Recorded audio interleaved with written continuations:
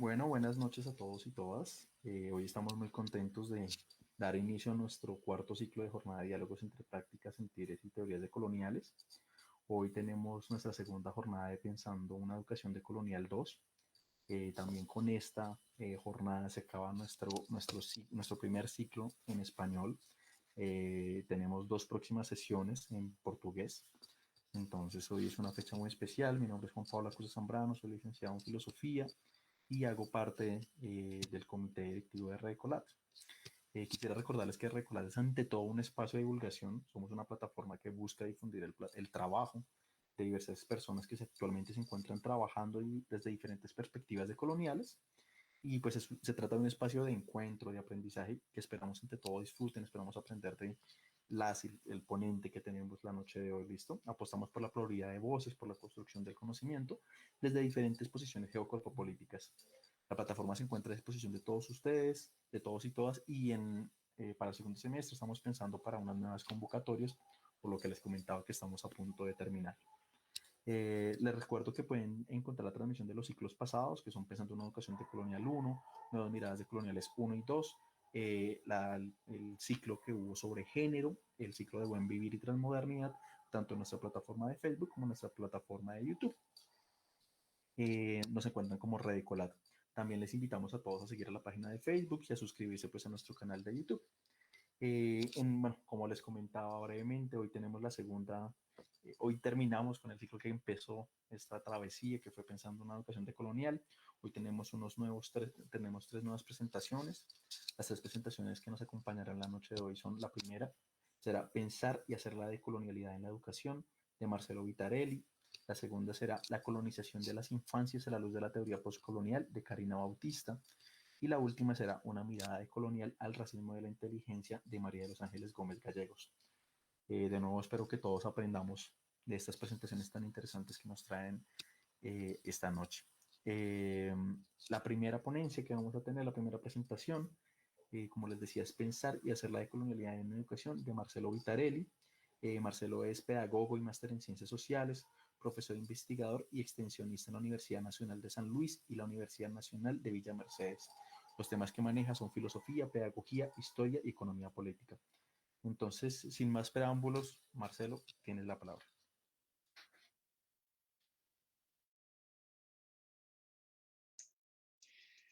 Bueno, buenas noches a todas y a todos quienes nos están siguiendo en este momento de esta presentación. Muy gustoso de estar compartiendo en esta red colaborativa latinoamericana nuestras formas de pensamiento y sobre todo nuestras prácticas. Como decía Juan Pablo, yo provengo del campo educativo, es decir, que mi formación de grado universitaria en la Universidad Pública Argentina ha sido en Ciencias de la Educación, y desde allí he ido migrando hacia nuevos horizontes que se fueron configurando en torno a la epistemología y al campo de los estudios sociales fundamentalmente. Lo primero que yo quiero reflexionar justamente es dónde nos situamos quienes hablamos, quienes conversamos, quienes dialogamos. ¿Y por qué me quiero parar en este hito? Porque hablamos de decolonialidad. Y hablar de decolonialidad en lo personal me significa tomar conciencia de un sujeto pensante. Y tomar conciencia de un sujeto pensante está atravesado por los procesos singulares de subjetivación que traen aparejado el conocimiento. Durante mi formación de grado, yo revisaba esta mañana un poquito estas cuestiones, ¿no? Y durante mi formación de grado en la universidad, durante mi carrera, en los años 90, en aquella década que fue una década muy compleja para nuestra querida América Latina, para todo nuestro Abya Yala, y digo muy compleja porque tuvo que ver con los embates del neoliberalismo y todo lo que ello implicó no solo en la concepción económica y política de la sociedad, sino en los modelos imperantes y sobre todo en mi campo, el de la educación concretamente. Pues bien, yo egresaba en esa época de mi formación de grado y mi formación de grado tenía que ver, más que compensar la educación, tenía que ver con una educación tecnocrática, con una educación basada en un modelo cognitivo, conductual, comportamental, que cuando yo lo reviso al presente, lo que reconozco es una falta de contexto, lo que reconozco es una falta de sujeto y lo que reconozco es una ausencia de territorio. La verdad que no es grato reconocer y tensionarse, produciendo conflictivamente estos desacuerdos con la formación que uno ha tenido. Pero no me quiero quedar en la negativa, sino que justamente revisar esa práctica de formación conllevó en mi caso personal, subjetivamente, a la experiencia de mirar cuáles han sido los impactos coloniales en los modelos formativos y en los modelos pedagógicos de América Latina. Y es entonces cuando logro descubrir que mi formación respondía claramente a un modelo modernizante, a un modelo hegemónico, a un modelo colonial, y que la academia no hacía más que reproducir ese modelo, sobre todo en esa década tan compleja. Por suerte, ese modelo a mí me generó mucha incertidumbre, me generó mucha duda y me generó mucho enojo conmigo mismo desde el punto de vista de no poder dar respuesta a lo que en la vida cotidiana de las prácticas del territorio de la educación acontecía. Esa tensión se fue desanudando, yo diría, desovillando, desenvolviendo, justamente cuando en los procesos de producción del conocimiento lo que intervino fue la teoría crítica y desde la teoría crítica el pensamiento latinoamericano y de la mano de nuestros pensadores latinoamericanos el análisis de una situación del aquí y el ahora.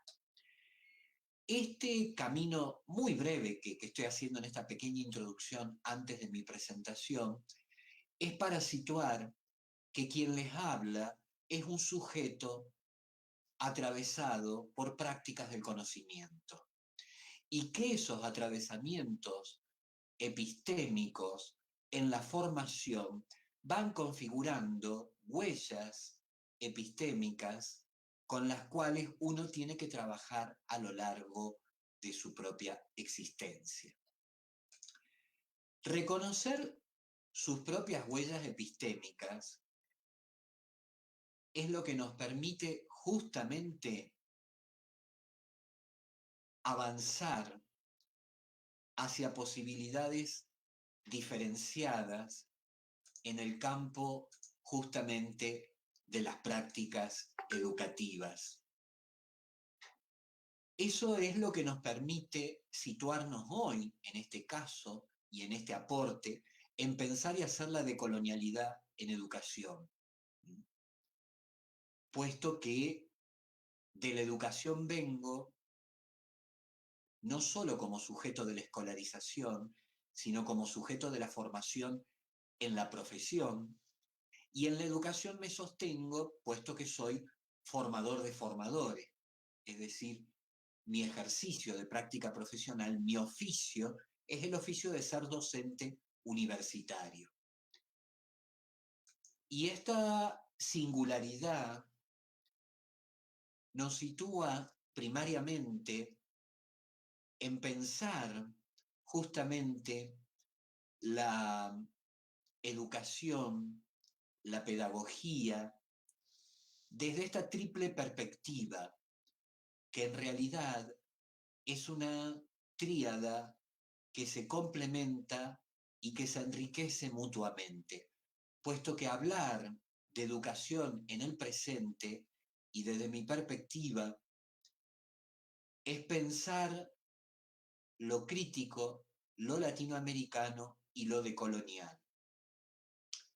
Pero si me quedara allí, parecería que estaría enunciando un mero universo discursivo que podría ser objeto en todo caso de un análisis hermenéutico.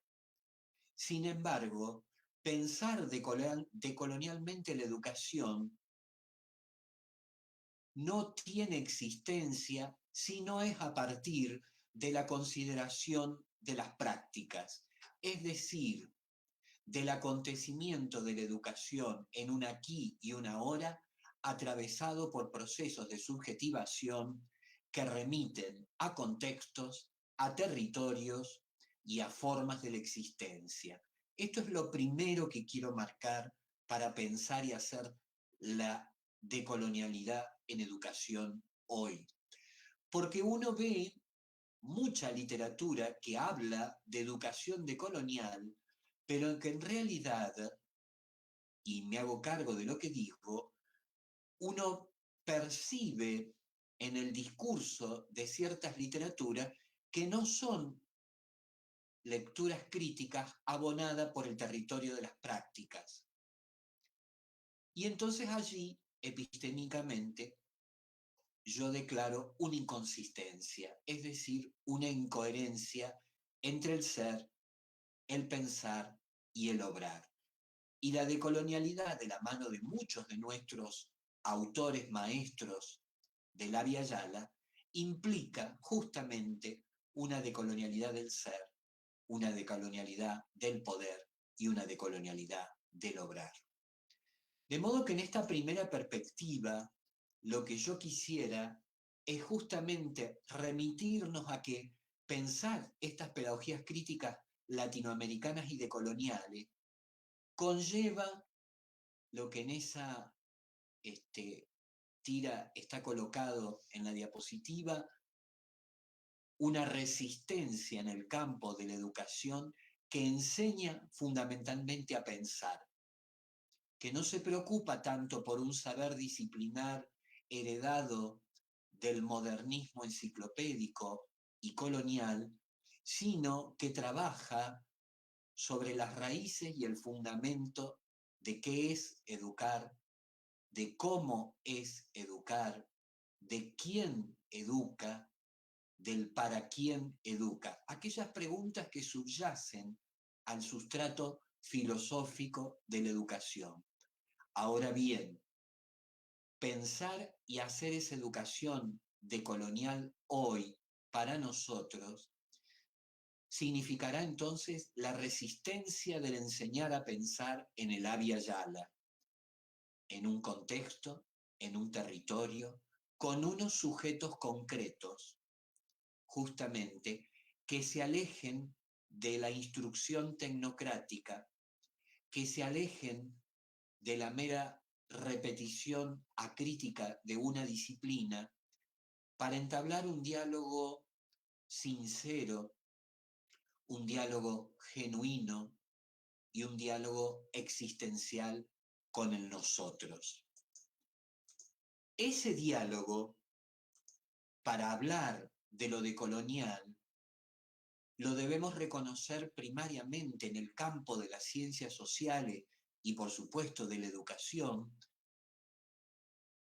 en esa fuente fundamental que han sido los estudios marxistas y neomarxistas, a partir de los cuales, nosotros podemos y nos permitimos hablar en pedagogía de teorías críticas en educación. Nosotros nos podemos permitir hablar de pedagogías de la liberación latinoamericana y finalmente nos podemos permitir hablar de un pensamiento decolonial del sur, justamente, para marcar esa contrahegemonía hacia las teorías dominantes, coloniales, provenientes de otros lugares. De modo que para nosotros hablar en educación de lo decolonial es reconocer una historicidad del pensamiento crítico en un territorio, en una geopolítica, hablando de nosotros mismos. Y en ese sentido, quizás nos tomaríamos la licencia de decir que nuestro Pablo Freire fue un pedagogo decolonial, en tanto y en cuanto su filosofía de la liberación en los procesos de alfabetización, en lo que trataba y de lo que se centraba, era de hablar del sujeto y de la lucha y de la resistencia a partir de la cultura letrada. Para poner un ejemplo tan prototípico de nuestra región en este grandioso maestro que la pedagogía nos ha heredado en nuestra formación. De modo tal que situarnos en el pensar y el hacer una educación decolonial implica primeramente una reflexión, un ejercicio de la conciencia crítica que reflexiona sobre el sí mismo. No hay educación decolonial si no hay a la base de ella una conciencia crítica de esa situacionalidad histórica que vive el sujeto que se educa. Esa conciencia crítica, enraizada en todas estas tradiciones de las cuales rápidamente intentamos dar cuenta, nos llevan a lo dialógico, a lo epistémico, a lo constructivo y a la interacción constante, puesto que hablar justamente de ese poder, de ese saber y de ese ser en términos decoloniales, va a implicar corrimientos, desplazamientos, nuevas redes, el entramado de nuevos dispositivos. Y son esos dispositivos las alternancias al capitalismo colonial moderno que implicará, por ejemplo, una educación popular, que implicará una educación solidaria, que implicará una educación ecológica, que implicará una educación en los géneros, que implicará, en definitiva, como nuestros hermanos ecuatorianos y bolivianos nos lo plantean en sus estados plurinacionales, una educación del buen vivir, esa concepción originaria, ancestral, que en las pedagogías de Avia Yala tanto ha marcado y tanto territorio está dando que hablar. De modo tal, y ya para cerrar con ello esta primera presentación, nos enfrentamos a desafíos de la pedagogía decolonial. La pedagogía decolonial está en construcción, no es un corpus teórico acabado. Muy por el contrario, hay un conjunto de prácticas emergentes en todo el Avia Yala que hablan de la existencia de una pedagogía decolonial, que se desafía y se tensiona frente a sujetos, contextos y territorios que trabajan prácticas y saberes desde una mirada otra, desde una mirada diferente. Es pues esa mirada la que implica, por ejemplo, algo que está totalmente disociado en el modelo colonial moderno enciclopédico, la armonía entre el ciclo vital del hombre y la naturaleza. Algo que ha sido desplazado por un cierto cientificismo neopositivista, que es la ecología del pensamiento. Algo que ha sido agudamente replanteado un descentramiento del modelo de la racionalidad colonial con su lenguaje, su técnica, su metodología y su episteme. En definitiva, estos dos elementos que coronan esta presentación, un cuerpo subjetivado en un territorio, un cuerpo con sus múltiples atravesamientos y un cuerpo subjetivado en sus territorios no significa otra cosa que recuperar la propia identidad cultural. Una identidad muchas veces en esta modernidad, en esta colonialidad, en esta racionalidad, en esta positividad absolutamente fragmentada, disociada, pisoteada y tratada peyorativamente para rápidamente poder entablar modelos hegemónicos modernizantes. Frente a esos desafíos, nos atrevemos a pensar y hacer una educación decolonial. Una educación decolonial que en definitiva nos permita repensar quiénes somos en tantos sujetos de la historia, en un aquí y en una ahora. Muchas gracias por la escucha.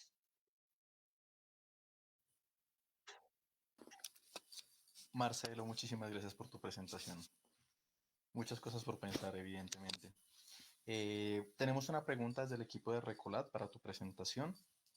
Eh, bueno, de nuevo, gracias. Yo creo que estamos de acuerdo exactamente que las pedagogías decoloniales son una agenda por desarrollar. De inacabado no hay nada por ahora.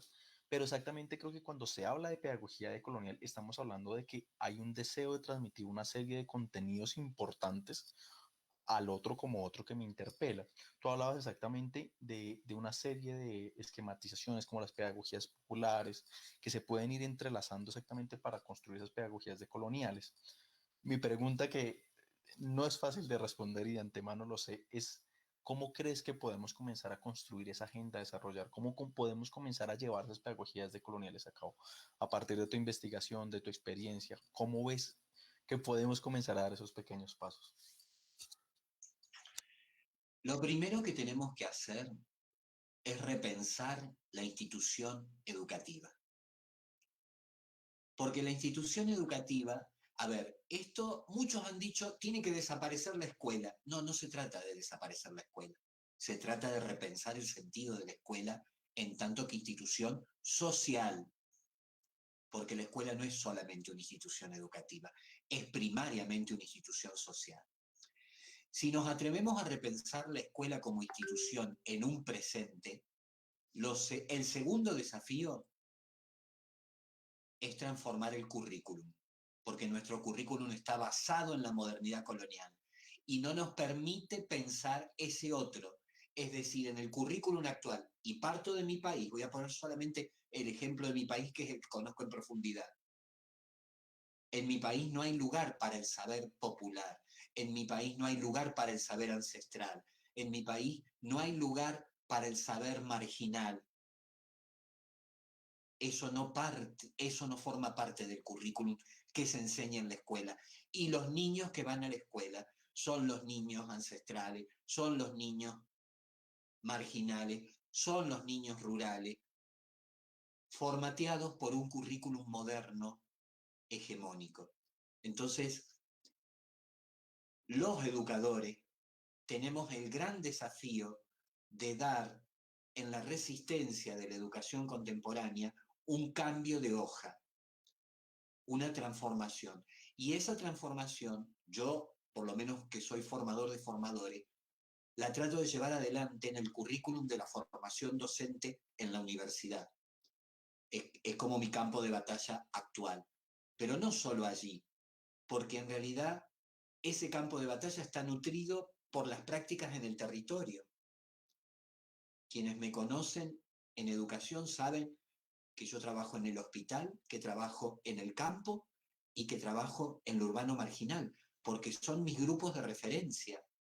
Y son desde esos territorios que cuando voy a hablarle al alumno de teoría pedagógica, lo nutro de la realidad cotidiana a donde él va a tener que ir a trabajar y donde él va a tener que actuar la educación. De modo que, más que repensar meramente contenidos disciplinares, si estuviéramos repensando contenidos disciplinares, seguimos pensando al modo colonial, porque la disciplina es moderna y la disciplina es siglo XVIII. Lo que tenemos que repensar es cómo piensa el sujeto que se educa. Y en todo caso allí veremos qué tanto de matemática, qué tanto de lengua, qué tanto de sociales, y dentro de cada uno de ellos, qué criterio de realidad tiene. Porque si yo le enseño a un niño de 9, 10 años una matemática financiera que no le sirve para relacionar su grado de pobreza en su cotidianidad, esa matemática no la aprende para la vida, la aprende para aprobar un grado, pero no le resuelve su condición de existencia. Así me gustaría seguir con varios ejemplos, pero me voy a contener porque si no es muy largo. Pero para pensar. Gracias por la pregunta, realmente. No, Marcelo, a ti, gracias. Exactamente, creo que esto es en cuanto inacabado, quedas exactamente mucho por pensar. Marcelo, las personas que estén interesadas en contactarte de diferentes latitudes, que no te conozcan y estén visualizando esta presentación en Recolat en este momento en vivo o después en nuestras plataformas, ¿cómo te pueden contactar? Bueno, yo soy muy sencillo, no tengo nombre rebuscado, mi nombre es europeo porque mis abuelos eran italianos. Pero a mí me encuentran con mi nombre y apellido, Marcelo Vitarelli, en el Facebook, en el Twitter, en el Instagram, en LinkedIn, que es esa cuestión profesional. Siempre poniendo mi nombre y apellido aparezco yo. Por lo menos hasta ahora nadie me ha plagiado. Perfecto, Marcelo. E igualmente te invitamos para que nos dejes algunos datos, artículos que quieras para poner en Sí, la claro. página de Recolat. Van a salir el día lunes, invitamos a todas las personas que han visto la presentación. El día lunes nos va a salir una presentación con la información de todos los ponentes y las ponentes, incluyendo a Marcelo. Marcelo, te invitamos a que te quedes al final para las preguntas que puedan salir. Invitamos a todas las personas que están en vivo para hacerle preguntas a Marcelo. Marcelo, muchísimas gracias por la invitación a pensar ante todo y hacer Gracias, gracias. prácticas pedagógicas de coloniales, exactamente. Marcelo, muchísimas gracias. Ya nos volvemos a comunicar. ¿Listo? Vamos a pasar, si quieren, por favor, para nuestra segunda presentación. Nuestra segunda presentación tiene como nombre, un segundo, la colonización de las infancias a la luz de la teoría postcolonial, a cargo de Karina Bautista. Eh, Karina Bautista es licenciada en Educación Infantil, magíster en Desarrollo Educativo y Social y doctorantes en Ciencias de la Educación. Los temas que maneja son exactamente cómo se entrelazan las infancias, las pedagogías y los temas que pueden ser postcoloniales y decoloniales. Karina, tienes la palabra. Hola, buenas noches a todos y a todas. Muchísimas gracias por esta invitación. Gracias a Marcelo por esa apertura que sin duda invita a reflexionar y creo que puedo conectarla muy bien con lo que viene, que también es la idea que podamos también entrelazar todas esas cuestiones en relación con las posturas decoloniales. Bueno, yo voy a empezar aquí, voy a presentar. Deme un segundo, por favor.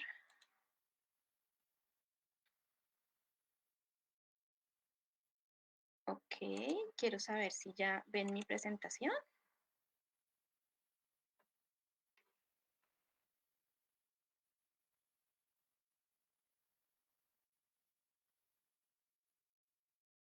Creo que ya está allí la presentación, sí.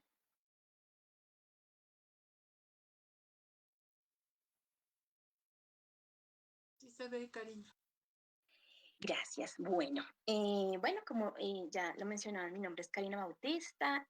Bueno, yo soy en este momento coordinadora de una licenciatura en una universidad aquí en Bogotá, Politécnico Gran Colombiano, la licenciatura en Educación para la Primera Infancia y, ante todo, maestra por muchísimos años de niños y niñas y también, como lo decía Marcelo, formadora de formadores, claro está, formó maestras y maestros que van a trabajar con niños y niñas en diferentes contextos formales y no formales de educación.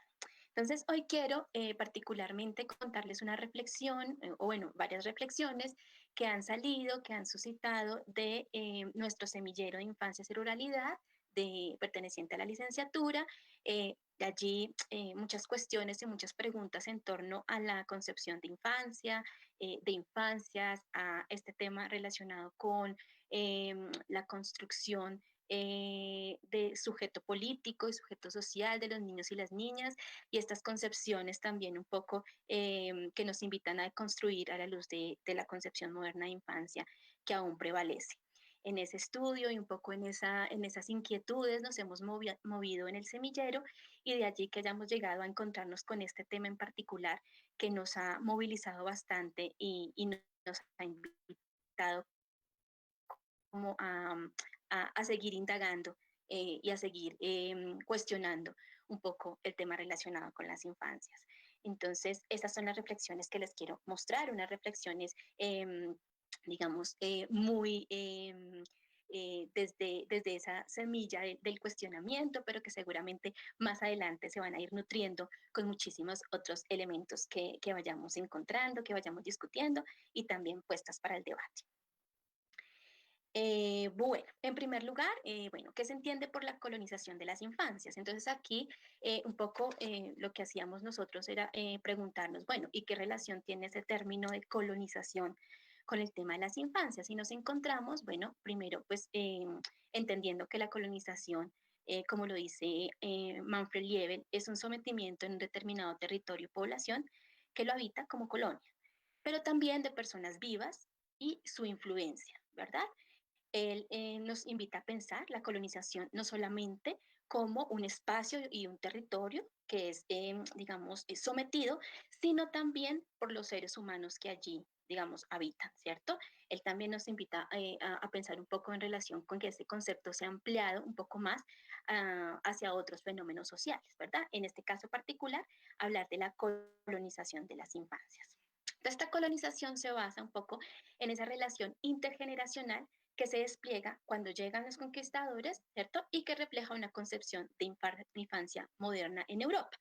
Es decir, cuando los conquistadores eh, llegan, digamos, a nuestros territorios, ellos traen, ¿cierto?, de Europa, una concepción de infancia donde los niños y las niñas son sujetos maleables, influenciables, digamos, son sujetos que antes no se diferenciaban del adulto, pero cuando ya, digamos, empiezan a reconocer ciertas particularidades, esas particularidades tienen que ver con el hecho de que siempre son carentes de algo, ¿verdad? Y de allí que los colonizadores hayan llegado con la mirada de esa mirada infantil, un poco desde la analogía de los indígenas, ¿cierto? También como maleables, como sujetos que se podían, digamos, influenciar fácilmente. Entonces, esta relación, ¿cierto? Deja ver esa mirada un poco de la mirada que tiene el adulto del niño, ¿cierto? En cuanto a una mirada de opresión y de dominación. Entonces, allí es cuando se liga un poco esa relación con el tema de la colonización. De allí se desligan, digamos, algunos elementos, como les mencionaba, sobre la infancia eurocéntrica, ¿cierto? Conocida ya como les decía, como esa infancia sin voz, esa infancia que no era reconocida, ¿cierto? Que no tenía posibilidad de expresarse, ¿sí? Que justificaba de alguna manera el paternalismo o lo que conocemos como el proteccionismo, ¿cierto?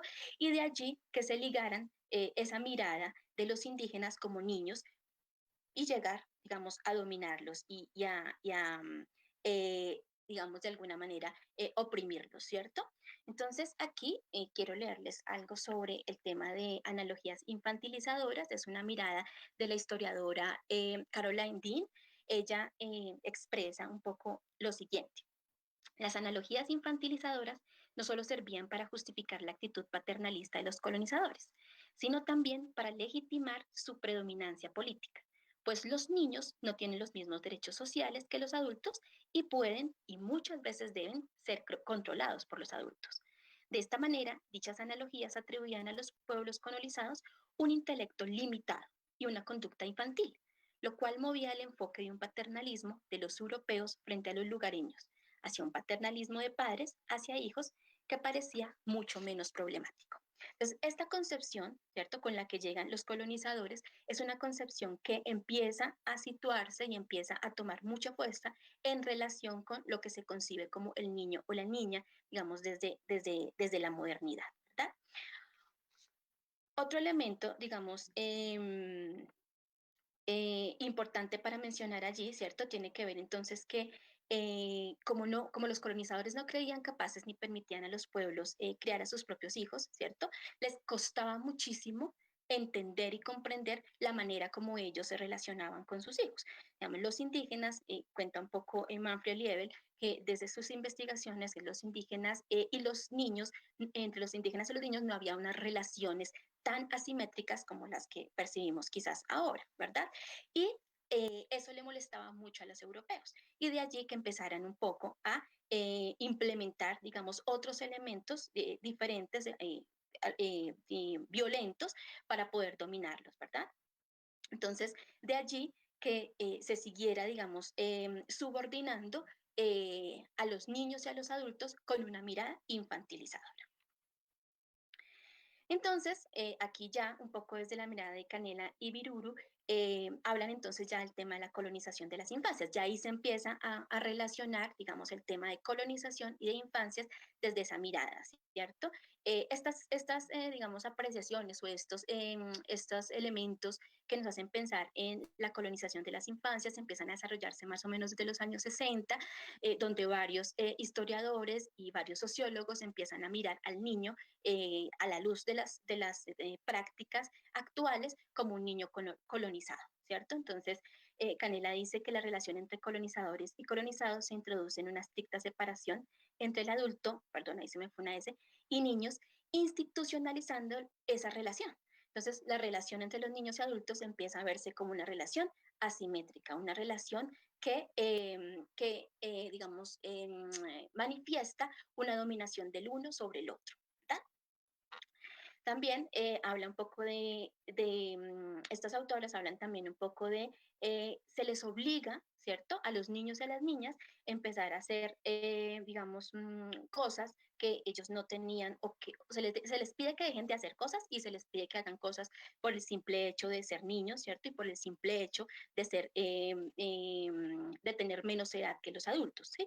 Y allí les permite entonces eso generar, digamos, unas dominaciones y unas intervenciones sobre la vida infantil y sobre la experiencia infantil que no les permitía, digamos, desarrollarse libremente solamente pues a la luz de lo que el adulto podría, digamos, allí establecer. Entonces, allí se despliega también, digamos, una concepción llamado el adultocentrismo, que tiene que ver con el hecho de asociar la infancia a un estado más cercano a la naturaleza que a la cultura, ¿cierto? Construye un estereotipo generacional sobre los niños, donde estos son seres inferiores, ¿cierto? Que necesariamente deben estar situados bajo el dominio del adulto, bajo la autoridad del adulto, quien se considera pues una persona que por saber más, ¿cierto? Y por tener más experiencia, puede dominarlos. Cualquier comportamiento o acción que limita o pone en duda las capacidades de los niños y las niñas y adolescentes por el solo hecho de tener menos edad, ¿cierto? No solamente hace referencia a que el adulto es el centro, ¿cierto?, de todas las decisiones, sino también a las relaciones, como lo mencionaba ya, ese vínculo diferenciado, ¿cierto?, que, digamos, presenta situaciones de autoritarismo y desigualdad y que, como lo vemos en la imagen, representa también digamos, una línea que se sigue reproduciendo, ¿cierto?, a la luz de el que es más grande va a dominar al más pequeño. Otro elemento que que se puede leer a la luz de la colonización de las infancias es el tema de la invisibilización, ¿cierto? Entonces, cuando hay un mundo creado por y para los adultos, es muy difícil ver cómo se mueven o cómo se reconocen, es muy difícil reconocer esas diferentes formas de existir de la infancia, ¿verdad? De allí que, digamos, nuevos estudios nos permitan entender que ya no existe, no hay una única forma de ver la infancia, sino son múltiples formas de verla y de entenderla, en tanto las infancias pueden moverse, los niños y las niñas pueden moverse en diferentes contextos, en diferentes digamos, lugares, en diferentes, desde diferentes variables, como edad, sexo, raza, ¿cierto? Diferentes elementos que nos permiten entender esa diferencia. Entonces, allí, cuando hablamos de invisibilización, hablamos un poco de desdibujar esos otros lugares en los que se mueven las infancias. Y aquí traigo un poco a colación el tema de las infancias trabajadoras, ¿sí? O de los niños y niñas que trabajan. A la luz, por ejemplo, de la Declaración de los Derechos del Niño, se reconoce que, digamos, los niños no, digamos, no pueden trabajar, digamos que se sataniza un poco el hecho de que los niños trabajen, pero esto es un poco una mirada que anula esas formas también de existir y de coexistir de los niños con la comunidad y con la familia, en tanto muchos niños deben también trabajar, pero también necesitan trabajar, ¿cierto? Para poder apoyar, digamos, a sus familias, pero también lo hacen, digamos, reconociendo que hay múltiples posibilidades allí de relacionarse, también de conocer, digamos, también unos escenarios donde se permiten, digamos, crear relaciones entre pares que también son altamente constituyentes de la identidad, por ejemplo, ¿cierto? Entonces, este tipo de invisibilización sigue alimentando el término de cómo los adultos y cómo la sociedad sigue mirando la infancia desde una sola manera, desde la manera, digamos, de concebir la infancia, como se concebía en la modernidad, ¿verdad? Entonces, aquí los estudios postcoloniales en su momento empiezan a crear una vía fértil para pensar otras formas de entender, ¿cierto? Las maneras de cómo viven las infancias, sobre todo en América Latina, a partir de muchos estudios desde la sociología y la antropología de las infancias, ¿cierto?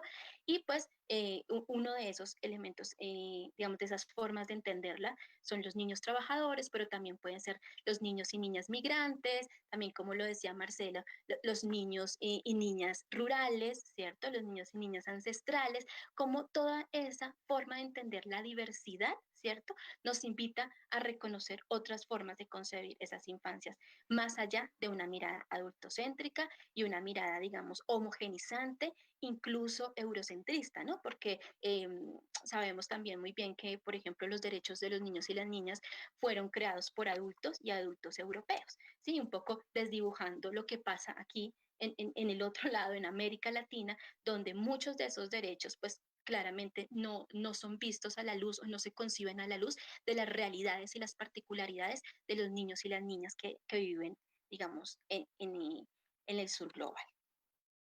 Entonces, ¿cuáles son esos desafíos para comprender las infancias en la actualidad? Entonces, uno de esos desafíos nos plantea que hoy más que nunca en las luchas por la inclusión se requiere posicionar nuevas formas de entender la infancia, ¿cierto? Reconocerlos como sujetos políticos y con capacidad de agencia. ¿Esto qué significa?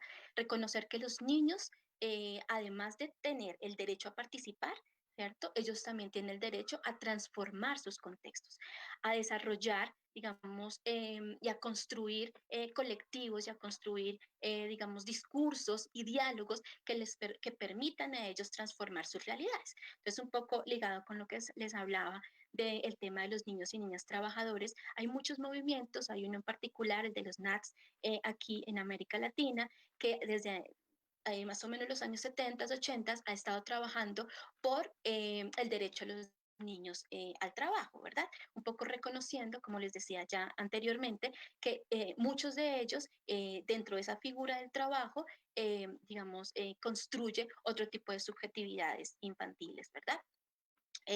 También, por ejemplo, encontramos aquí en Colombia, por ejemplo, sin ir más lejos aquí de Bogotá, en Usme, cómo los niños y las niñas trabajan con sus familias en sus parcelas, cultivando la papa, alternando digamos, este escenario de interacción con la comunidad, también con el escenario educativo, ¿verdad? Y cómo los dos se complementan y le permiten al niño desarrollar y construir conocimiento alrededor de estos dos escenarios que, aunque a veces se vuelven dicotómicos, realmente pueden ser complementarios y reconocerse desde las necesidades y particularidades de los niños, ¿verdad? Entonces, cuando hablamos de la capacidad de agencia, hablamos de esa capacidad que tiene el niño de transformar y de incidir en las propias decisiones que lo competen. Otra forma de romper, digamos, con estas tipo de escenarios de colonización de las infancias, que si bien muchas teorías críticas nos han llevado a pensar que hay otra forma de, ¿cierto? Es claramente romper esos elementos o esos discursos coloniales de reconocer las infancias como, o más bien de reconocer los niños y los niños como seres carentes de algo, o como la infancia, como una época estática que se está esperando desarrollar para poder llegar a ser algo, que en este caso llegar a ser adulto, ¿verdad? Aquí es importante reconocer que la infancia es una experiencia de vida en el presente y que allí es donde pasan cosas y se desarrollan y se alimentan y se nutren, digamos, diferentes escenarios que los niños aprovechan en ese momento para conocer el mundo, para ser partícipes de la cultura y para ser, digamos, conocer otros mundos posibles, ¿verdad? No es una etapa muerta, no es una etapa estática, no es una etapa que está siempre esperando algo para poder ser algo, sino es una experiencia de por sí que le permite a los niños reconocerse como sujetos políticos y como sujetos activos, ¿verdad? Y también es un desafío importante, ya les decía, desnaturalizar y desuniversalizar el concepto de infancia moderna, ¿cierto? Entonces, lo que ya les mencionaba, ¿cierto? Ese niño ese niño que necesita todo el tiempo la protección y la provisión, sino más el niño que necesita, ¿cierto? Participar, más allá de dar su opinión, establecer e incidir en decisiones donde no solamente los adultos pueden interferir, ¿verdad? Creo que allí termina todo. Quería por último, creo que ya me quedan unos minuticos, leerles algo aquí. Denme un segundito.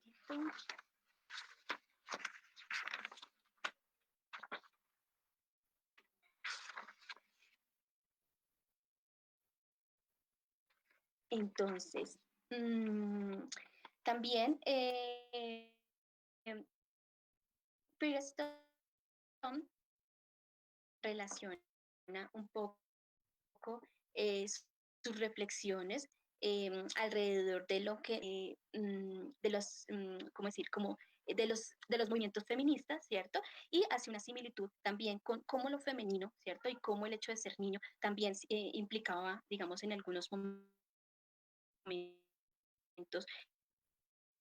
eh, eh, unas discusiones importantes. Decía, tanto las mujeres como los niños eran considerados asexuales y más puros que los status serios. De hecho, no se les humillaba abiertamente, pero sí a sus espaldas. Esta doble moral se revelaba en el ejemplo de las malas palabras. Un hombre puede vociferar y maldecir el mundo porque el mundo le pertenece. En cambio, cuando una mujer o un menor de edad, es decir, un hombre aún incompleto, aún no dueño del mundo, protesta con las mismas palabras, se consideraba impertinente, indecente y peores cosas. Ambos, mujeres y niños, eran marginados por una vestimenta estilizada de una funcionalidad trastornada y ambos tenían tareas y funciones específicas, labores del hogar y tareas de la escuela. Ambos eran considerados intelectualmente menos ingenuos. Esto también para hablar un poco de la comparación, ¿cierto? De cómo también los niños y esa mirada de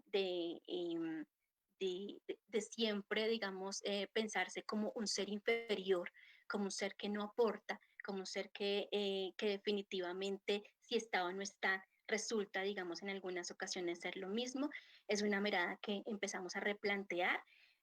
Sentimos que estas discusiones todavía están muy, muy pequeñas, todavía están muy, digamos, muy incipientes. Esperamos después, seguramente con muchas más de estos debates y de nutrir estas discusiones, vamos a entrar también a revisar posturas decoloniales en relación con la infancia y con las infancias que nos permitan seguir alimentando un poco más, como les decía, estos discursos y estas miradas. Creo que es todo. Muchas gracias. Karina, muchísimas gracias por esa presentación. Eh, bueno, a mí es algo que me interpela particularmente, es un tema que no he tratado muchísimo, pero exactamente creo que este es el espacio exactamente para ver aquellas cosas que a pesar de ser visibles a veces no eh, quedan un poco ocultas, a pesar de ser visibles, de alguna manera terminamos como omitiendo esa serie de problemáticas. Entonces, de antemano te doy gracias personales por hacerme pensar estas nuevas problemáticas. Desde el equipo de Redecolar tenemos una pregunta para ti y dice, desde una perspectiva decolonial, ¿cómo lees aquellas posiciones que definen el siglo XX como el siglo del niño, entendiendo que éste adquiere importancia como sujetos de derechos? ¿Cómo es que podemos pensar en los derechos de niñas y niños desde un punto de vista decolonial o poscolonial? Muy buena pregunta. Bueno, sí, definitivamente el siglo XX, y con este tema de la Convención de los Derechos, abre una nueva posibilidad para entender a los niños desde otro lugar, ¿no? O sea, considerarlos sujetos de derechos ya fue un avance grandísimo, ¿cierto?, en relación con lo que pasaba antes, ¿no? Y era que definitivamente el niño estaba invisibilizado en todos, digamos, los escenarios. ¿Qué pasa con los derechos? Y digamos, desde una mirada y desde unas escuelas de pensamiento críticas y emancipadoras, pensamos que los derechos del niño, al ser, digamos, propuestos por adultos y propuestos desde conceptos eurocéntricos, desdibujan muchísimo la mirada de reconocer las infancias, por ejemplo, en Latinoamérica. ¿Sí? Entonces, por ejemplo, les ponía el ejemplo del tema de la participación. Entonces, en la convención hay 54 derechos, de los cuales 7 solamente están referidos a la participación. Los otros tienen que ver solamente con protección y con provisión. Pero esos derechos de participación siguen siendo muy limitados, porque claro, abren al niño la posibilidad de expresarse libremente, de dar su opinión, pero sabemos que los adultos todavía no migramos hacia ese otro escenario de poder hacerlos partícipe de la construcción, por ejemplo, de normas o de la construcción de escenarios, digamos, dialógicos, ¿no? Y bidireccionales. Eso por un lado. Y por el otro lado, por ejemplo, otro ejemplo, como les mencionaba, el tema del trabajo, y es que, claro, el trabajo infantil definitivamente desde la mirada de los derechos pues no es concebido, pero sabemos, por ejemplo, que en América Latina hay muchos escenarios donde los niños tienen la necesidad de trabajar o les gusta trabajar. Entonces, de allí sentimos una brecha grandísima que todavía está en deuda con los niños y las niñas y su verdadero, digamos, escenario de participación político como sujetos políticos y sociales que son. Karina, muchísimas gracias. Las Okay. personas que estén interesadas, incluyéndome, ¿dónde podemos encontrar tus trabajos? ¿Cómo te encontramos en las redes? Etcétera. Bueno, en Facebook, Caribesa Bogal, igual en Instagram y y en Twitter, Karina Besa Bogal, igualmente. Perfecto. Igual te invitamos desde el equipo de Recolat, si quieres dejarnos nuestras redes, tus artículos, formas de encontrarte, reiteramos la publicación saldrá el día lunes. Karina, muchísimas gracias por este proyecto. Gracias, Una con gusto. pregunta, esta presentación que nos estás haciendo, ¿parte de un artículo académico, de una tesis de grado, de una tesis o simplemente es un trabajo que estás desarrollando? Sí, como lo mencionaba al principio, han sido unas reflexiones que ha suscitado un poco las preguntas por la infancia, por las infancias en el semillero en el que yo hago parte, pero claramente son los primeros indicios de mi tesis doctoral. Entonces, supongo que ya después podré contarles más. Claro que sí, igual invitadísima, igual que nosotros ponentes, que los anteriores, los y las ponentes que han participado, los nuevos trabajos, bienvenidos en Radio Colar. Exactamente, este es un espacio de divulgación. Karina, muchísimas gracias. A ti, Ya si muchas quieres te gracias a invitamos para todos. quedarte al final para las preguntas que puedan salir del feedback. ¿Listo? Gracias. Listo, entonces entraríamos en nuestra tercera y última ponencia y nuestra última ponencia de nuestro ciclo en español de este primer semestre. Lo va a cerrar María de los Ángeles Gómez Gallegos con su presentación una mirada decolonial al racismo de la inteligencia. Ella es investigadora educativa egresada del CINVESTAP y PN.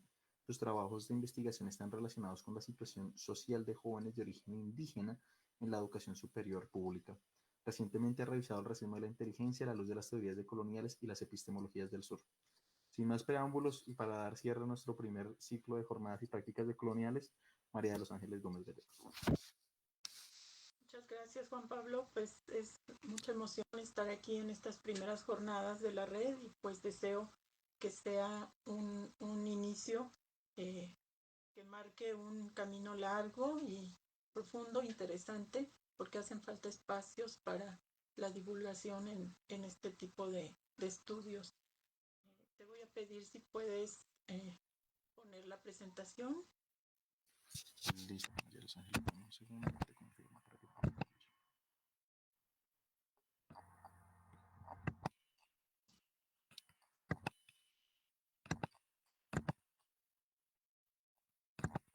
Sí, muchas gracias.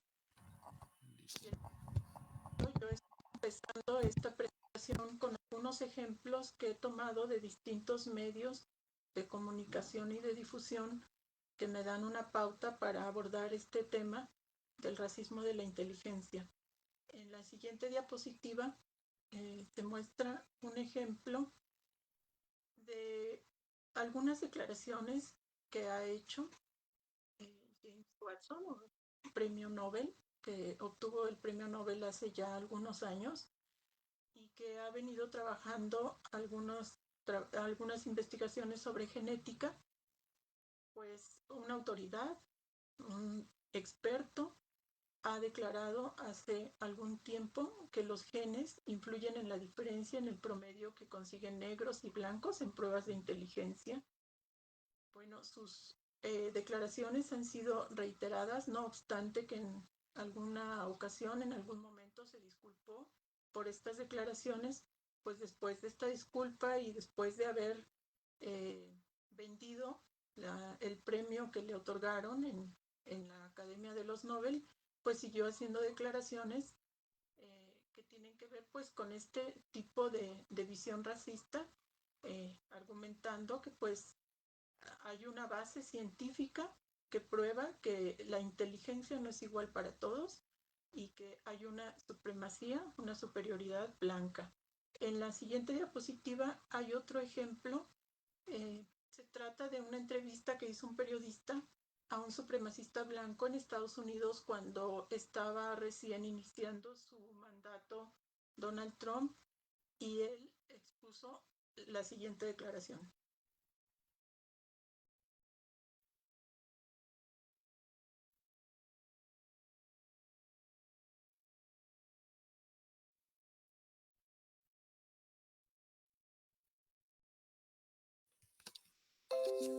Simply because you...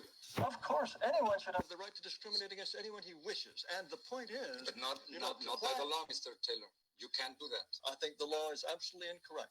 Do you feel that whites are superior, or more intelligent than blacks? I think, on average, whites are more intelligent than blacks, and North Asians are more intelligent than whites. How can you say that? How can you think otherwise?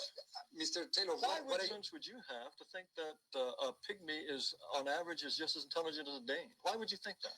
The entire record of history is completely consistent with the assumption that black Africans are less intelligent on average than Asians or Caucasians. That's absurd. That's repugnant and absurd. Repugnant to you? Yes, of course. Why would you even entertain the possibility that on average a pygmy is as intelligent as a Japanese? The comparison that you are trying to make, it is simply impossible because of historical circumstances, because economic conditions, because of the movement.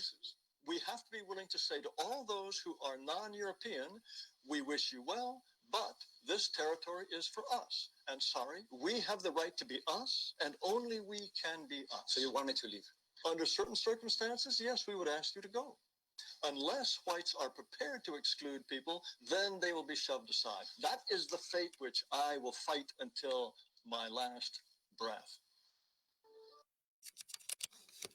Muchas gracias. Esta es una pequeña muestra de la posición del extremismo blanco desde desde una perspectiva bastante racializada y con una convicción de este personaje de que hay una superioridad de razas, de que hay razas en primer lugar y en segundo lugar que hay una superioridad y que todo el mundo, como lo mencionó, tiene derecho a discriminar.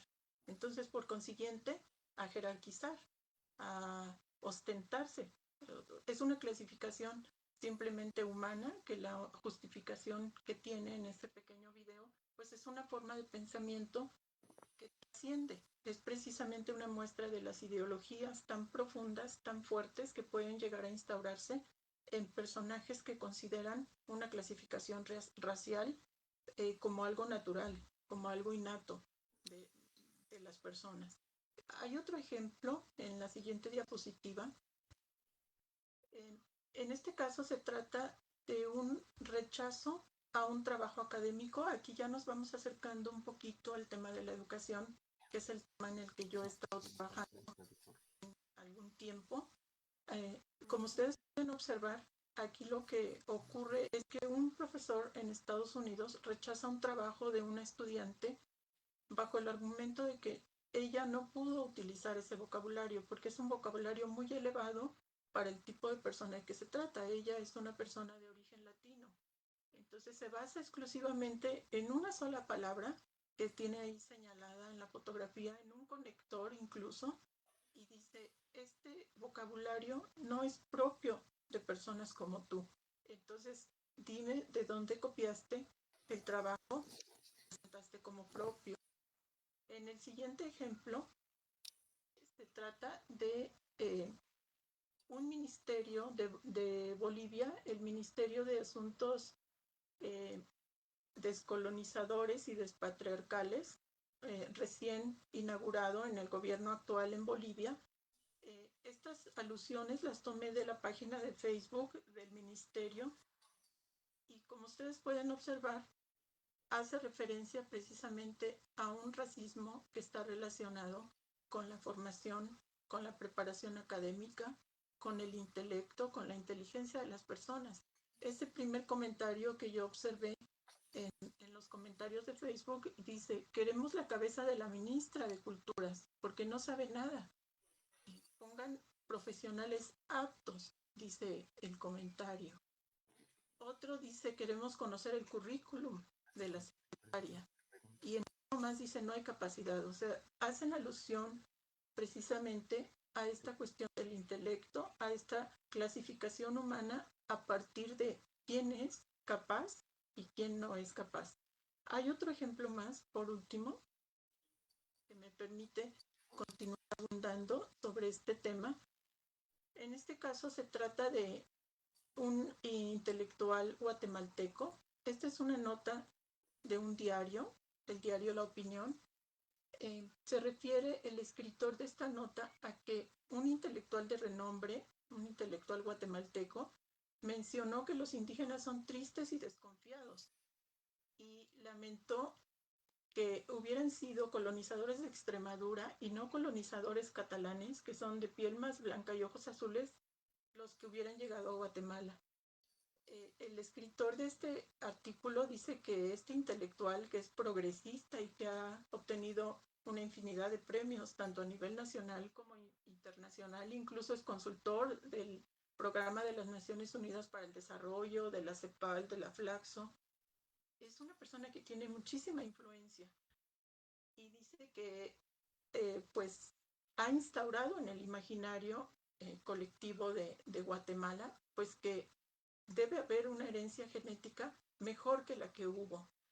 Desafortunadamente, él no lamenta tanto el racismo, sino cómo este tipo de mensajes, este tipo de discursos ha permeado no solamente en la educación, sino también en la investigación.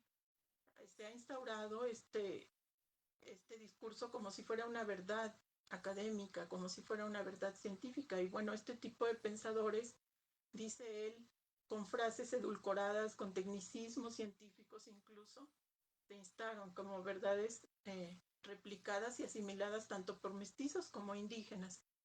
En la siguiente diapositiva, pues quiero comentar un poquito de dónde parte mi trabajo. estas notas periodísticas pues dan un panorama de este tipo de racismo que es mucho más profundo, mucho más amplio de lo que pudiéramos verlo. Está expresado tanto en la formación académica como fuera de ella, ¿no? Como ya una cuestión más política, más genética, más cientifista. Pues el origen de mi propuesta viene de una práctica pedagógica que yo estuve observando. Viene, digamos que de este aspecto de la microsociología que observa las interacciones cara a cara, las relaciones interpersonales. En este caso fue en aulas, en 2 universidades públicas. Eh, y bueno, observé que hay una naturalización de este tipo de expresiones similares a las que presenté en estos ejemplos y son constantes, frecuentes, reiterativas y están, por supuesto, no se observan, no se señalan, no se cuestionan porque están naturalizadas. De hecho, en estas instituciones que yo he observado, no hay un discurso claro sobre el racismo. Difícilmente se habla de racismo. Y cuando preguntamos si hay una práctica racista en la escuela, generalmente se niega o se dice que ocurre fuera de ella. En la siguiente diapositiva, por favor. Aquí están las expresiones ya específicas de lo que yo estuve observando durante algún tiempo. Estas son expresiones que fueron hechas por dos personas tanto administrativo como académico en estas instituciones. Como ustedes pueden ver, son muy similares, están relacionadas a las de los ejemplos que acabamos de observar. Solamente por destacar, hay una pregunta que observé que se hizo a los estudiantes en donde se menciona por qué no hacen los trabajos o por qué no llevan a cabo determinada actividad. Entonces les preguntan si es difícil para ellos o si se los impide alguna capacidad intelectual. Desafortunadamente este tipo de comentarios muy frecuentemente tienen un tratamiento de broma, ¿no? Entonces hay risas cuando se hace este juego relacionado con el intelecto de los jóvenes y se suaviza. Son generalmente racismos muy eufemizados. En este mismo ejemplo hay otro comentario en donde les dice el profesor que están acostumbrados a trabajar en automático. Esto significa no tienen pensamiento, no hay reflexividad, no hay un trabajo intelectual de parte de ustedes. En otro les comentan que pues la información va a ser suspendida porque no es posible dar información porque es mucha para que la asimilen ellos. Es demasiada información para su cabecita, dice uno de los profesores. En la siguiente diapositiva me quiero referir al origen de este término del racismo de la inteligencia. Este racismo ha sido ampliamente difundido desde una perspectiva más bien occidental, desde varios autores. El que acuñó este término fue Bourdieu. Él afirma que este racismo es una forma sociodicia característica de una clase dominante y que su poder se basa precisamente en la posesión de títulos académicos, en títulos escolares que significan una garantía, ¿no? Es una evidencia de inteligencia. Y bueno, hay otros autores que han abordado este término desde una perspectiva occidentalizada, desde la pedagogía crítica. Está en Argentina Karina Kaplan, que ha hecho muchos estudios muy interesantes sobre las cuestiones de la meritocracia y el tratamiento de la inteligencia a nivel escolar en educación básica. Está también Jean-Claude Croiset en Francia, que él ha hecho estudios también sobre los aspectos más de test de inteligencia desde una perspectiva también muy crítica de la psicología. También hay otros estudios por parte de la antropología crítica, específicamente de Bárbara Rogoff, de Ruth Paradise hay varios, Jan Leaf, varios investigadores que han abordado este tema de cómo es que en las sociedades indígenas una noción muy diferente de lo que es una capacidad y de lo que es la inteligencia y de lo que es el desarrollo, muy diferente a lo que nosotros conocemos en el mundo más occidentalizado.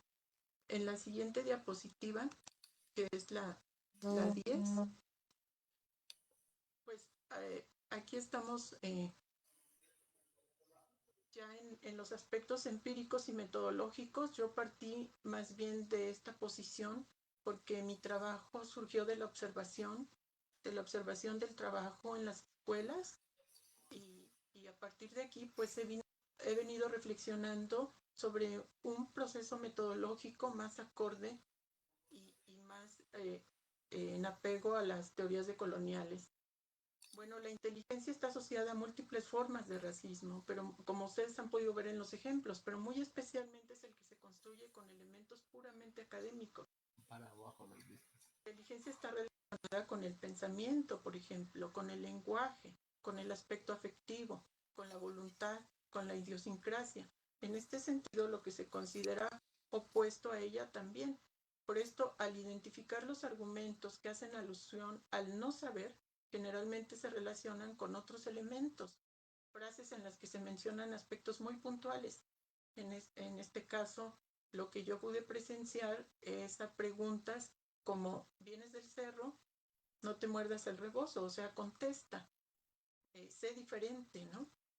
Este vínculo es lo que me permite afirmar a mí a la inteligencia desde una posición racializante.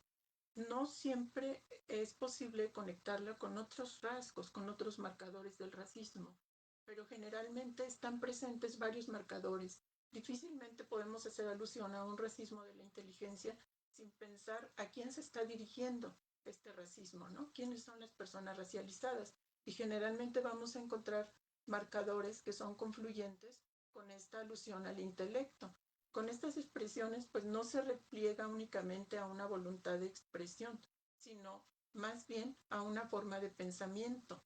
Se trata de replegar a individuos que que portan formas de pensar, de concebir aspectos muy específicos del saber, que en múltiples ocasiones conllevan concepciones también del conocer, del ser y del estar en el mundo. O sea, no se refieren únicamente a aspectos disciplinarios. Esta forma de pensamiento, incluso cuando se da respuesta a una pregunta muy especializada que corresponde a una disciplina específica, no es solamente una respuesta vacía, una respuesta vaga o una respuesta memorística.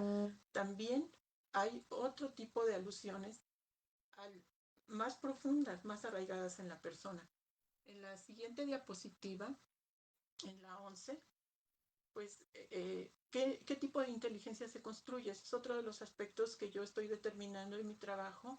Y pues bueno, con esto lo que quiero es afirmar que esta práctica discursiva, es decir, de aprobación, desaprobación, del saber, del no saber, constituye también una prueba académica.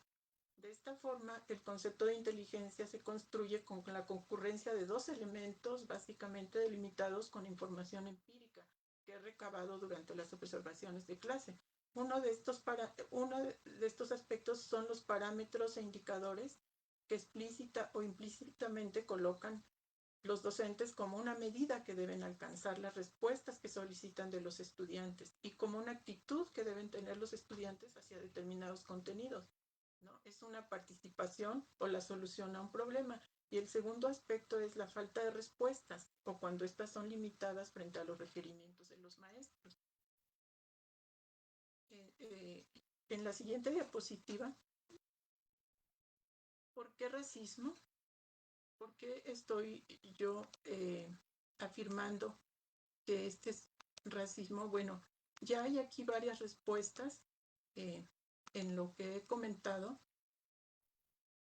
pero por último, para abundar un poquito, podría decir que el conocimiento, el dominio, el expertise, que se refiere a una inteligencia especializada, por ejemplo, al sugerir a quienes no lo dominan como no inteligentes, no se limita a una especialización, también se hace alusión específica a no ser inteligente. ¿no? No solamente se le dice, no sabes este conocimiento, no contestas esta pregunta, sino no eres inteligente. Entonces hay un salto que traspasa el conocimiento puramente disciplinar e impacta muy específicamente en rasgos muy humanos, en rasgos que tienen que ver con el desarrollo de la intelectualidad, con el desarrollo de los estudiantes, que no está solamente supeditado al conocimiento académico, al conocimiento disciplinar. Ellos traen conocimiento. Los alumnos cuando entran a la universidad ya portan un conocimiento. Ya cursaron más o menos 15 años de escolarización. Entonces, bueno, no se les puede dar un tratamiento como si fuera un vacío, como si fuera un balde en el que hay que construir todo, ¿no? Por esto es por lo que lo he llamado racismo, y probablemente en las preguntas pueda continuar con algunos otros aspectos que traía en la presentación. Por el momento se terminó el tiempo que me destinaron. Muchas gracias.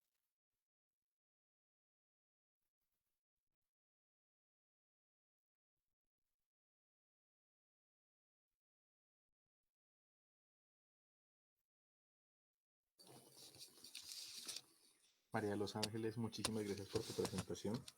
En primera instancia, bueno, de nuevo te agradezco. Quisiera hacerte una pregunta del equipo de Recolado inicialmente, para después pasar al feedback y las preguntas que puedan servir para todos y todas ustedes.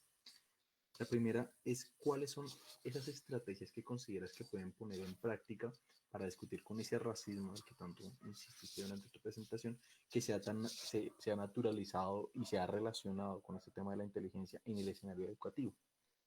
Sí, de hecho, pues algunas respuestas, la siguiente diapositiva es la que traía precisamente los autores en los que me estoy basando para la mirada decolonial.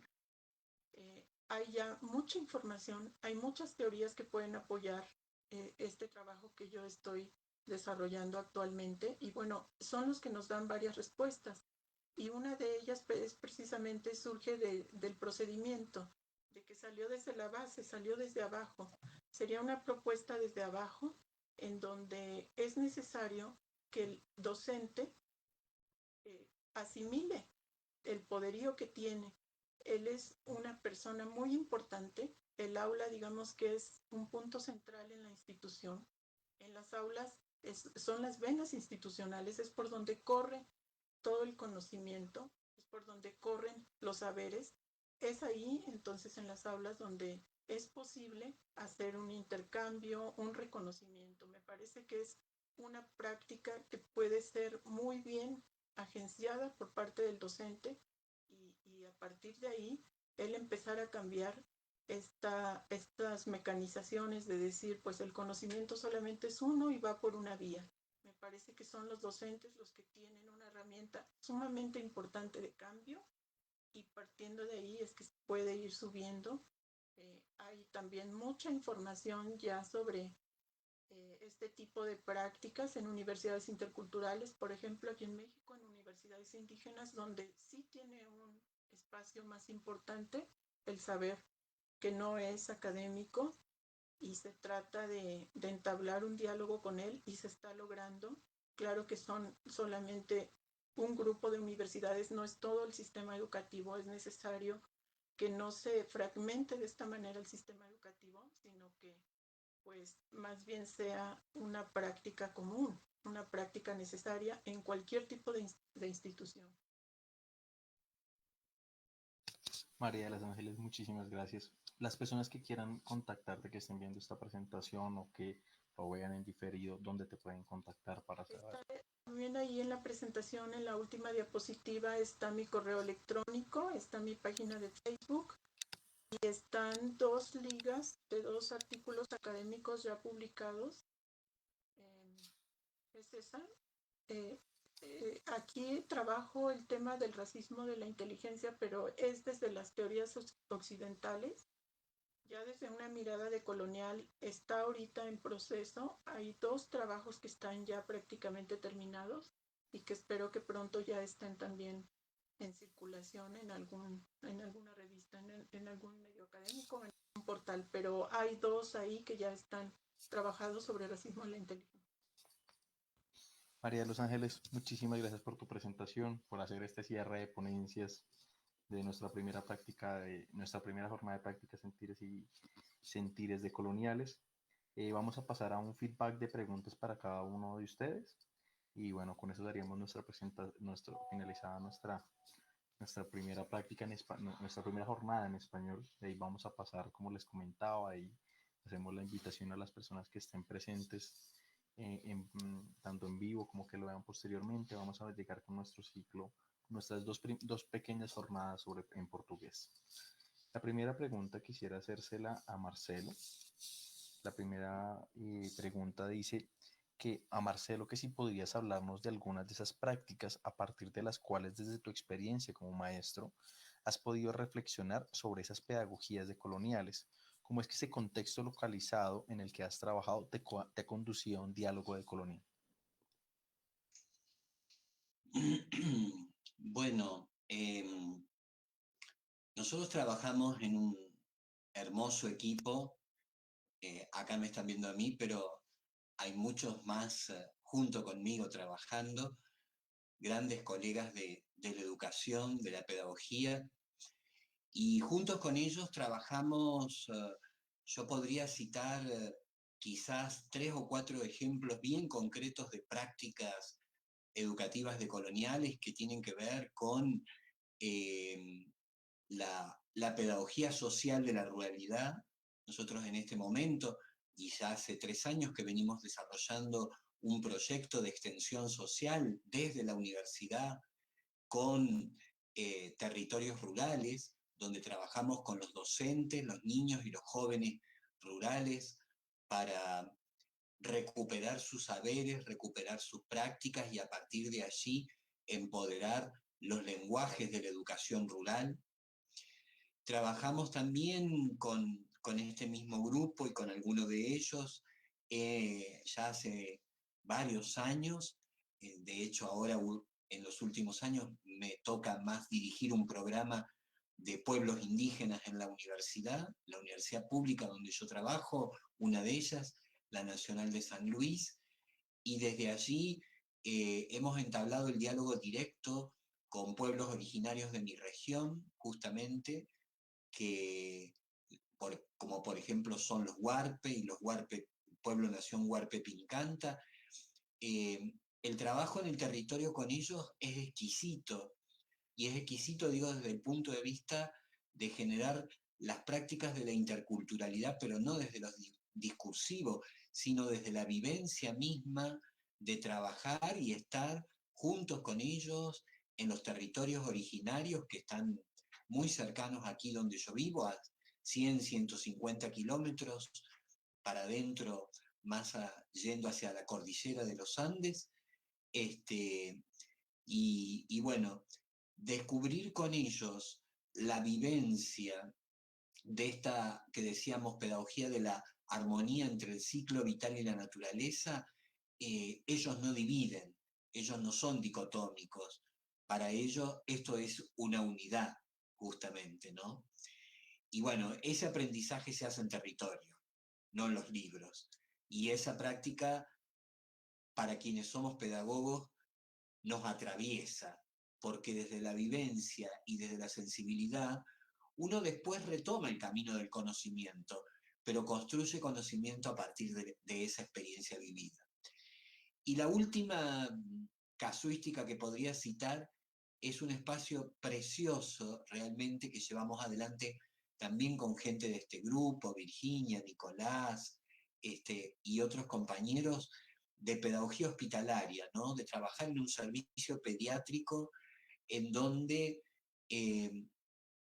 podríamos decir que por un lado pareciera que trabajamos con los límites de la existencia humana, ¿no? Porque esos niños que están en esa situación de privación de salud, pero que arrojan sensaciones, arrojan afectos y arrojan necesidades de existencia. Y es a partir de esa pedagogía hospitalaria en el servicio de pediatría de aquí, del Hospital Central de mi ciudad, en donde uno pone a prueba el corazón de una pedagogía basada en el otro, basada en la empatía y basada en las prácticas situadas, ¿no? Bueno, podríamos dar otros ejemplos, pero esas son prácticas de territorio y esas son prácticas que a uno y a todo el grupo con el que trabajo nos empoderan para hablar de una educación otra. Vos hacías hace un rato, ¿no? Esa pregunta tan contundente y tan incisiva de cómo pensar la educación en un otro. Bueno, esto es pensar un otro. Y la verdad que uno construye un currículum de la ruralidad, de la ancestralidad, de la salud, desde esas prácticas emergentes, pero estando en el territorio. La decolonialidad se hace con el sujeto, en el sujeto, para el sujeto, pero en el contexto. La decolonialidad no se hace en el escritorio del paper científico de la academia. Marcelo, muchísimas gracias. Como a ti y a todas las ponentes, tanto de esta jornada como de las anteriores, las puertas de Recolab siempre estarán abiertas. Muchísimas gracias. Pasamos con la pregunta para Karina. La pregunta para Karina sería eh, acerca de la influencia, bueno, creo que habría que reformularla un poco, pero la pregunta creo que va, ¿cómo se podría o cómo visualiza la influencia de las religiones en la educación infantil, en particular en los países de América Latina? Bien, pues bueno, particularmente Colombia, nuestro país es laico, ¿no? Y de allí que se abra una posibilidad de que no solamente los niños y las niñas, sino todos podamos decidir, digamos, qué tipo de religión queremos seguir o si no queremos seguir.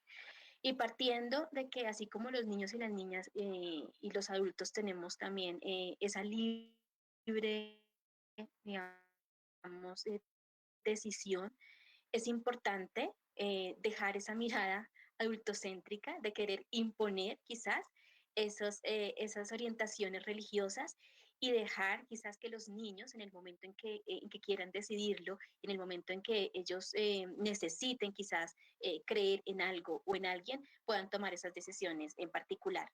Los maestros y las maestras no tendríamos por qué tener una incidencia en ello,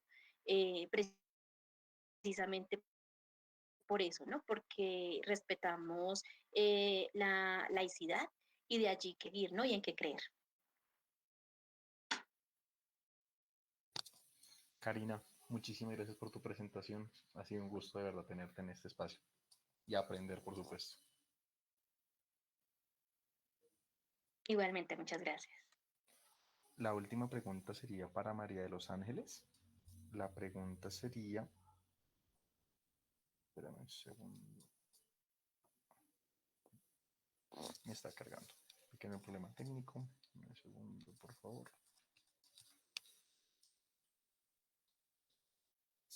Dice,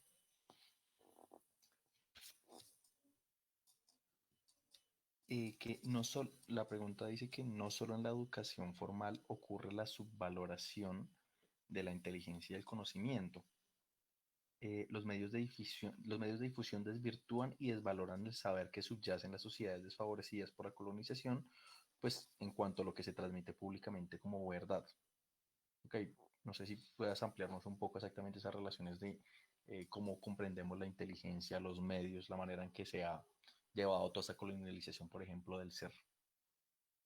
Sí, eso fue lo que traté precisamente de exponer con los 4 ejemplos que se presentaron al principio, aunque 2 de ellos sí tienen que ver con la academia, con la escuela, pero otros 2 no. Pero hay múltiples formas de construir la noción de inteligencia y hay que entender desde qué posición estamos trabajando con este concepto. Yo no me refiero a una cuestión de medidas psicométricas, sino a cómo se construye en el aula. Es un concepto construido en el aula. Es desde cómo se trabaja, se aprueba, se resuelve, se contesta y el tratamiento que se le da a este tipo de intercambios, sobre todo por parte de quien dirige, que es el docente. ¿No? Entonces, no, efectivamente, para nada es acotado a la escuela. Sin embargo, la escuela tiene un papel fundamental en este tipo de racismos.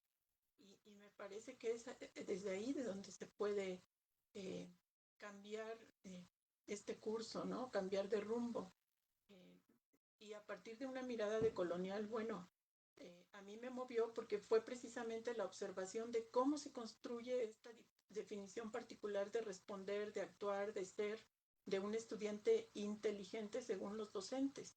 Y que esos intercambios pues no se limitan a señalar eso, sino a señalar de qué carece el otro. Casualmente el otro es un aprendiz, ¿no? Entonces es muy significativo que en un lugar a donde él va a hacerse de conocimiento, se le diga que carece de él, ¿no? Se le diga que no lo tiene.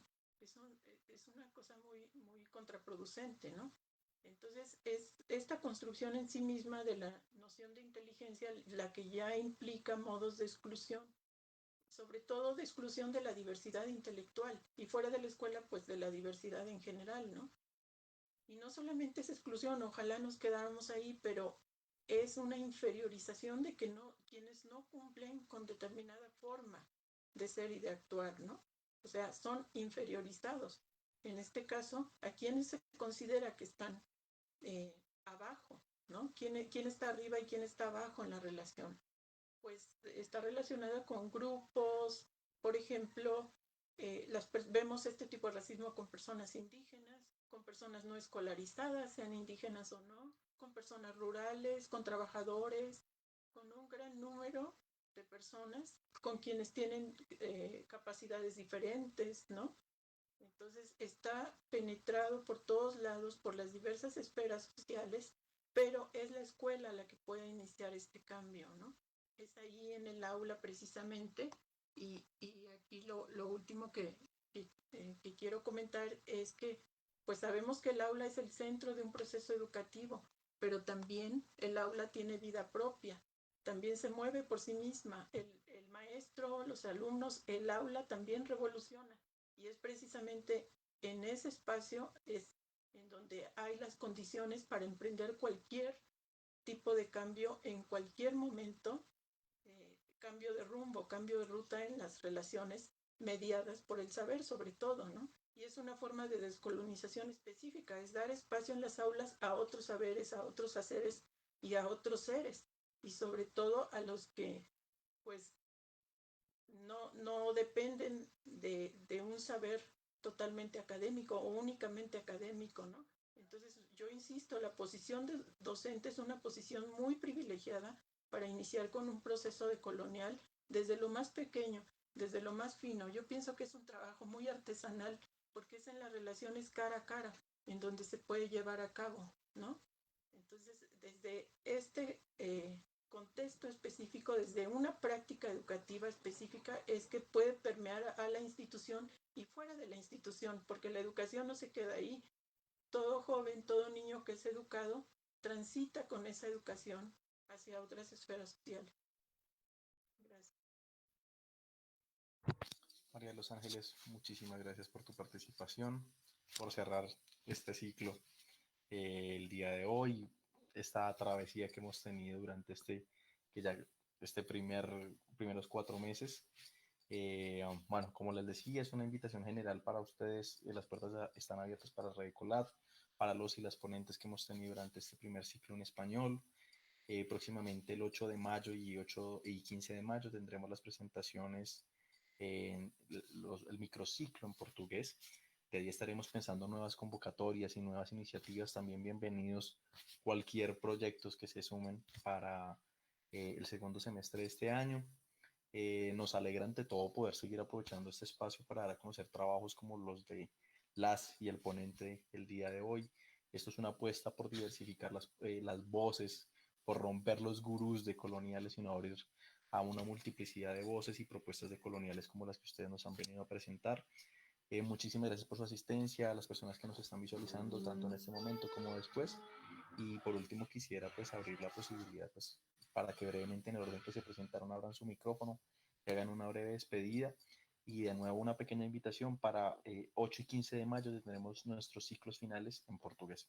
Entonces, no siendo más, agradecimiento por aprender de ustedes el día de hoy. Es para mí un orgullo haber aprendido hoy y estar presentándolos a ustedes. Entonces, brevemente les abro el micrófono como se presentaron para que se despidan y no siendo más, muchas gracias.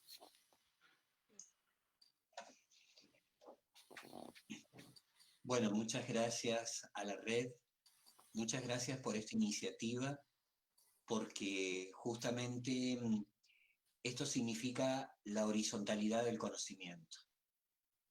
Y ese es uno de los principios, ¿no?, que tiene que ver también con la decolonialidad. El conocimiento se produce para un otro y en el momento que se produce para un otro es de ese otro, no me pertenece. El conocimiento es público. Así que muchas, muchas gracias.